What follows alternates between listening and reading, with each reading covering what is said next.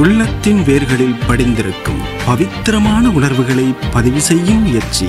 உங்கள் அபிமான எங்கள் தேசம் பத்திரிகையில் பிரசுரமான உணர்வுகளின் பதிவுகள் காற்றலை வழியே கசிகிறது. உங்கள் வாழ்க்கையோடு ஒன்றித்து போன சிறுகதை எழுத்தாளர்களின் அனுபவ கீறல்களை ஒளிவடிவில் கேட்டு மகிழுங்கள். நசுநசுவென்று தூறிக்கொண்டிருந்த அடைமழையின் நமைச்சலில் பொறுக்க முடியாமல் அந்த பாலடைந்த பஸ் நிலையத்தின் ஓட்டை கூரை அருகே நின்ற அவன் தனது மூத்த மகளையும் இளைய வாண்டையும் தரதரவென்று இழுத்துக் கொண்டு சேற்றில் கால் புதைந்து நின்ற பஸ்ஸை நோக்கி பாய்ந்தான். அழுக்கு பஸ் ஒன்று கஷ்டப்பட்டு வந்து சகதியில் புரண்டு மேலும் தன்னை அழுக்காக்கிக் கொண்டு மேல் மூச்சு வாங்கியவாறு நின்றது. கொழும்பு போக வேண்டும், அதுவும் ஊரடங்குக்கு முன்னர். காஞ்ச மண்ணாலிலிருந்து நேரடி பஸ் சேவை எதுவும் இல்லை, புகை வண்டியோ கட்சி. எனவே வவுனியா சென்று அங்கிருந்து மதவாச்சி, பின்னர் அனுராதபுரம், அதன் பின்னர் கொழும்பு அல்லது குருநாகல், சில வேளைகளில் அதன் பின்னர் தான் கொழும்பு. நினைக்கும் போதே நெஞ்சு நடுங்குகிறது. அதுவும் கொழும்பு ஹாஸ்டல் ஒன்றிலிருந்து படிக்கும் குமர் பிள்ளையான பெரிய மகளையும் படுசுட்டியான சின்ன வாண்டையும் கூட்டிக் கொண்டு போவதென்றால் 5 லக்கேஜ்கள் வேறு, 3 டிராவலிங் பேக், ஒரு புத்தக பார்சல், ஒரு இராட்சத கருவாட்டு பார்சல். சனியை பிடித்த பிரயாணத்தை நினைக்கவே தலையெல்லாம் கிருகிருவென்று இருக்கிறது.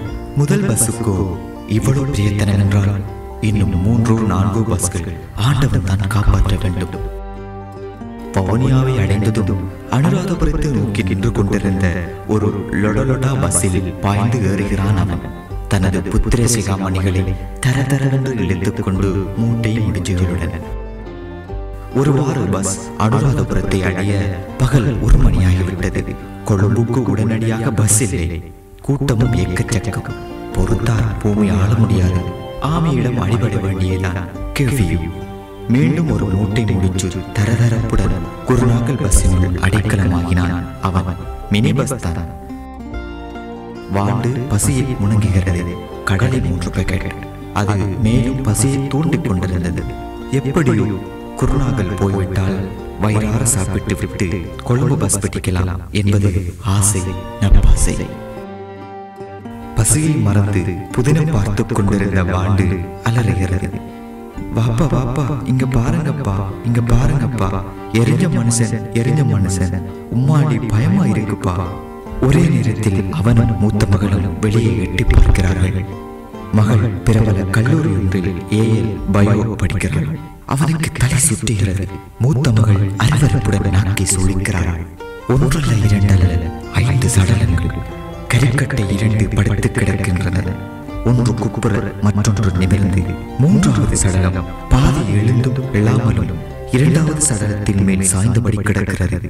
ஒன்று முழங்காலில் எழுந்து நிற்கிறதோ என்னவோ, அப்படி ஒரு பிரமை. சடலம் அரைக்குறையாக எழுந்து கையை உயர்த்திக் கொண்டு அலர்வது போன்ற தோற்றம். இன்னும் தனல் கட்டை எரிகிறது. கரிப்புகை வந்து கொண்டும் இருக்கிறது. எரிகுண்டதினால் நரம்புகள் இழுபட்டு பிணங்கள் எழுந்து நிற்பதாக சிங்களத்தில் யாரோ கூறிக்கொள்கிறார். ஒன்றின் தலையை காணவில்லை. மன்னார் இறாலை பொறுத்தால் எப்படி இருக்கும் அதுபோல. ஆனால் இறால் சிவக்கும். இங்கே வெந்து சுருங்கி சுருட்டு கரியாக்கி வாக்கொண்டு சிலர் ஜன்னலுக்கு வெளியே காரை உமிழ்வது கேட்கிறது. மினிவான் சாரதி தனது டேப்பின் இன்னிசையை நிறுத்தி விடுகிறான். அவன் முதலில் வாண்டுவின் முகத்தை தான் பார்க்கிறான். அந்த வஞ்சகமற்ற கலகலப்பான பல்வரிசை தெரியும் முகத்தின் மீது எந்த பைசாசம் இப்படி ஓங்கி அறைந்து விட்டு சென்றதோ. அவள் பாப்பா என்று அவனை இறுக அணைத்துக் கொள்கிறாள். வாண்டுவின் உடம்பு நடுங்குவது அவனுக்கு தெரிகிறது. மூத்தவளும் ஆடி போய்விட்டாள். அவள் முகத்தில் வியர்வை முத்தாய். யாருமே எதுவுமே பேசவில்லை. பசி மறந்துவிட்டது. குருநாகல் வந்தாயிற்று. கொழும்பு செல்லும் பஸ்ஸில் ஏறுகின்றனர். பாய்ந்தல்ல நடைப்பினமாக பஸ் வேகமாக ஓடுகிறது. மூவரிடமும் மௌனமே. பாப்பா வாண்டுதான் அலறுகிறான். வெளியே பார்க்காததென்னா கேட்டதானே. இவன் கடிந்து கொள்கிறான். இந்த பக்கம் வா, என் மடியில படுத்துக்கோ.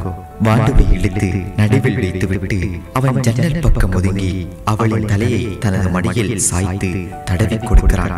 அவள் உடம்பு வியர்த்து நடுங்கிக் கொண்டிருப்பது அவனுக்கு தெரிகிறது. நெடி தாழ இயலவில்லை. பொனநாத்தம் வெளியே பார்க்கிறான்.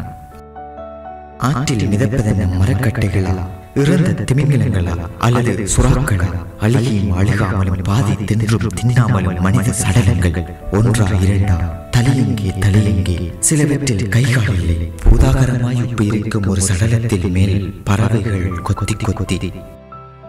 பஸ் வேகமாக ஓடுகிறது. இருட்டாகிவிட்டது. பெட்டா பஸ் நிலையம் வந்தாயிற்று. பாண்டுக்கும் மூத்ததுக்கும் பசி எங்கு பறந்ததோ தெரியாது. முகம் இரும்பால் வார்த்தது போல். அவரது நாசியில் இன்னும் நாற்றம். ஒரு பிரம்மை வயிற்றை மட்டுகிறது. ஹுசைனியா வீதி போக வேண்டும். ஆட்டோவில் ஏறுகிறார்கள். ஆட்டோ குணசிங்கபுரத்தால் திரும்பி டாம் வீதி சந்தையை நெருங்குகிறது. எவரும் பேசவில்லை.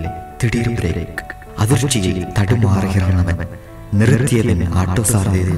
முகத்தை அவன் கேட்கிறான் சிங்களத்தில். ஆட்டோ டிரைவர் ஒரு காலை வெளியே ஒன்றை குனிந்து ஆட்டோவின் முன்னால் உருந்த எதையோ பற்றி எடுக்கிறார். பாம்பு, குளிரினால் நடுங்கிய எலும்பும் தோலுமான ஒரு சின்னஞ்சிறிய ஜீவன், பூனைக்குட்டி. சாரதியை ஆச்சரியமாக பார்க்கிறான் அவன். பூனைக்குட்டியை ஒரு புறமாக விட முயல்கிறான். முடியவில்லை. எதிரே வந்த நாட்டாமியிடம் கொடுக்கிறான். ஒரு ஓரமாக விடும்படி. நாட்டாமி சாரதியின் நண்பன் போலும். அவனது மூத்த மகளும் பாண்டும் புன்னகைக்கிறார்கள். அவர்களுக்கு பூனை என்றால் பிரியும். அவன் பெருமூச்சு ஒன்றை வெளியேற்றுகிறான். அது நம்பிக்கை மூச்சாகவும் இருக்கலாம்.